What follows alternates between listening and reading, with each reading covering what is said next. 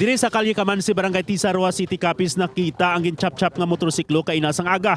Gilayon na gindala sa kapulisan sa police station agod padalman ang investigasyon. Kahapon nagpost sa Facebook ang isa ka eskwelahan nga may ginkarnap nga motorsiklo sa ila parkingan kag na-record sa CCTV ang suspect nga nagkuha. Ini ang gilapadalman sa karon sang Rojas City Police agod matumod kung isa lang ang suspect. 215 ka mga Atikenyo salin sa Semirara, Kaluya kag Pandan kalakip ang pila ka civil society organizations ang nagtambong sa General Assembly agod hambalan ang ginaplano nga pagtukod sa nuclear power plant sa isla sang Semirara. Dili na dihon ang petisyon sang Save Antique Movement nga nagapamatok sa lihok.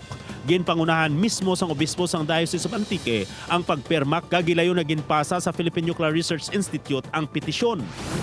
Sentro sang investigasyon ang Extension High School sa siyudad sang Himamaylan, Negros Occidental matapos ginkastigo sang 15 anyos nga estudyante ang 23 anyos nga maestra. Sandig sa pahayag sang pila ka manunudlo natabo ang pagkastigo sang ginistorya sang maestra ang estudyante sa hindi mayo sini nga batasan apang sa baylo nga magpamatik ginsumbag kag ginbagno sa supa ang maestra.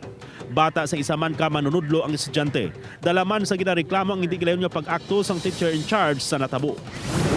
Dayon ang Love Boracay 2020 bisan pa sa pamahog sang COVID-19 sa Abril 26 tubtob Mayo 2. Ini ang ginkumpirma ni Acting Malay Mayor Bautista. Kabahin sa mga aktibidad ang Paraw Regatta kag sail painting, water festival, beach clean-up, drone film festival kag madamo pa.